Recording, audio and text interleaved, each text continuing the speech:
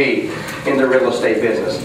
Because what that leads to is exactly what's happened. Lending becomes paralyzed. When they have too many liabilities and not enough assets, cash, then therefore lending becomes paralyzed, and that's exactly what's happened in our environment today. It doesn't look like it's going to get better anytime real soon. Now we buy properties in bulk, and I'm going to talk to you for a second about what that is. This is another fundamental difference with us in traditional real estate. In traditional real estate, you're a broker, or maybe you're a real estate investor that does your own investments and handles those, but you traditionally are a person-to-person transaction. We are not brokers, we are buyers. We are buyers. We don't we don't brokerage anything. So we don't take lists, turn around and try to sell lists to people and do that. We have one simple transaction. You can't make this harder than it is. We simply buy houses from institutions in bulk. So we're going to buy them with our cash and our money, and now we own them. Then we can turn around and do certain things with them. But the first rule is, for us, is to be buyers always and not brokers. There are an awful lot of brokers out there who want to be brokers, and people that think they can do that. And if they can do that, that's great. That's not at all what we do. I don't want to be confused with those individuals that are brokers. We are buyers. We buy our own stuff. All right? When we buy in bulk, another couple of instances is that we buy stuff as is, where is. Now, does that need a lot of explanation? As is, where is. You know what that means? It means whatever condition it's in, wherever it's located, right? Remember, our goal is to buy stuff as cheap as we can. If there was a mortgage on it for $100,000 and I could buy it for $10,000 or $15,000, 10 or 15 cents of that mortgage, could you even fathom, without looking at anything, just from what I just said, is that probably a decent deal? Okay, that's kind of how we are too. We think of don't make it harder than it is. In traditional real estate, you got to find all this stuff out, right? Because you're not getting it for pennies on the dollar. You're paying much more for it. You got to figure out where it is and what you can sell it for and what you can buy it for, and negotiate those two. Trying to get your margins and spreads. And what do I have to put into it as far as continued capital, and what's that cost going to be, so I can get me a nice profit margin, or if it cash flows, I get a great cap rate out of it, and then I can turn around and hopefully make a profit if everything goes perfect. That is not working right now. I don't know if you noticed that either, but it's not working in this environment. The difference in bulk and traditional, again, as is, where is, we buy them based off one premise, price. We get to do all of that due diligence, but it's later. After we buy it, not before we buy it. That's another huge difference. When you're buying a property, you're buying it from an individual. Usually. You're usually using a broker. They got a broker. You're selling your house to John Doe down the street. Or you've got your commercial building. You're selling to that commercial building. So it's a person-to-person transaction. These are not person-to-person transactions. These are company-to-company transactions. Banks and institutions have these products that they do not want on their balance sheet that they need to sell. Right? And they've tried to sell them, or going to try to sell them as quickly as they can for as much as they can. When they get to us, and we're in there saying, we'll give you a dime or 15 cents or 12 cents or whatever that is, whatever they'll sell us, we feel pretty confident we can make good on that because of the deals we're getting. When they agree and we agree, another big difference is that when Pinnacle Property Solutions purchases properties, we buy them via quitclaim deeds. Quitclaim deeds simply, if you're going through it's the same thing as a regular deed, it's just not warranted. And warranted means you get title insurance on it. We have a title company, had a title company in the state of Florida.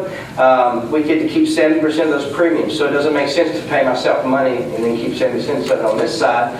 But we do the same thing. So you buy them with a deed, with a quitclaim deed, and then we buy them on bank contracts. So it's a contract between a company to a company. They will say we might make an offer on 100 homes. They would tell us the price. We would agree on a price on 100 homes. They would draw a contract listing those 100 homes. This is the price that you're going to pay us. They execute the contracts. We execute the contracts. We pay them usually within hours, but hardly ever more than longer by the end of business that day. When you sign the contracts, you have to pay the money.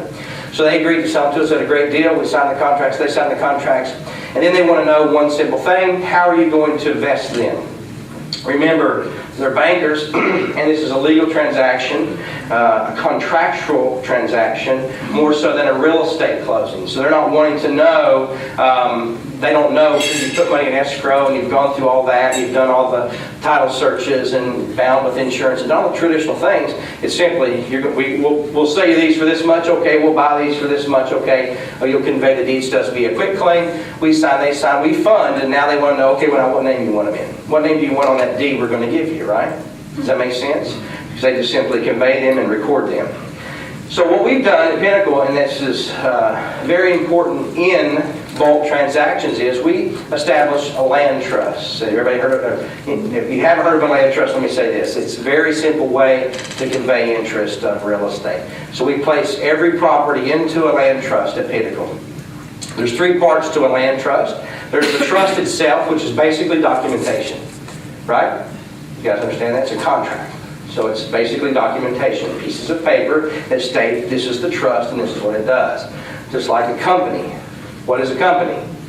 It's the corporate documentation. When you go say, I have a company, they don't want to know what you do unless they will see your documents, correct? So it's basically documentation and trust. There's also a trustee. The trustee is the person that gets to, per the contract, per the documentation, do everything that's associated with that trust. They're the only person that's assigned to do that. Then there's a beneficial interest holder, the third person of interest, and that's basically, you can't own a trust, but that is a person that is the beneficial interest holder, basically the beneficiary. They're the person that gets the right to tell the trustee what to do. So the trustee has to carry it out, but the beneficiary gets to instruct the trustee on what they should do. So that's the three parts to a trust, and to a land trust. We place every property. So in that scenario I used earlier, we're going to create 100 land trusts and place each property one by one into its own individual land trust. Everybody see that? So we transfer those deeds via quitclaim deeds into land trust. Owners control land trust. When I set those up, I now have those homes. Those deeds move from the bank or institution I bought them from into the land trust. There's a trustee appointed, a trust created, and I'm the beneficiary. I tell the trustee what to do. Do I own that house? Right. Do I control that house? Yes. Absolutely. That's right. So owners control the land in the land trust, the same as they do if they own the deed of the property. Right? It's the exact same thing. You can deed to you or your dog or your wife or whatever you want, or you can deed to a land trust and then have a trustee that stands between you and public record. Does everybody understand that? So what's the number one reason for obtaining a land trust and putting stuff in there? Privacy. Exactly. That's why people do it. And what is the best protection against liability, by the way? Privacy. If they don't know who you are, pretty sure they can't sue you. Would you agree with that statement? All right. So that's why people use trusts. And trusts are not a new thing. Of course, they're used everywhere, all the time, in a lot of transactions. So, protects against liability, maintains anonymity, and mitigates the need for insurance. Because we're buying these things as is, where is, we think it's very important to place them in a land trust and not to expose ourselves personally or our companies to public record and to the potentials against liability. Does that make sense to everybody? No, nothing funny about it. Simply, it's the same thing. We're just recording to a land trust. Now, another good point about a land trust is that upon your death, the beneficial interest holder is not subject to probate, just like an IRA or anything else in there. Companies don't die. Learn that one of the first rules of business. Companies don't die. Just the same thing, trusts don't die. People die. Companies don't, trusts don't, IRAs don't. Okay? Now that we've bought the property, we're going to go through and start our due diligence process. So that's one of the big differences. When you're buying traditional real estate, you're going to do your due diligence before you buy. Is that correct? Almost always. But because we're buying them at such great deals, we still need to do that. And I got to point that out. We just don't get to do it before we buy it. We get to do it after we buy it. So now we bought it. We're going to do a preliminary title report. Preliminary title report is the exact same thing that our title company would pull, our attorney would pull, an escrow company would pull to see the title. It will show you taxes, levies, liens, judgments, mortgages, anything that's pending on that property. Remember, the mortgages have all been released because all these properties have gone through foreclosure with the bank. So there's no mortgages, but it's going to show you taxes, liens, levies, and all that kind of stuff. Who bought them, when he bought them, what they paid for them, what the mortgage amounts were, all that information. Good stuff to have. We do that after the fact. Then the second thing we do is we're going to order a 21-point home inspection at Pinnacle. We have in-house home inspection teams that will go out and travel the country. Every time we buy a package of properties, we're going to go put our feet in every one of them. Don't you think that's important? It is. You have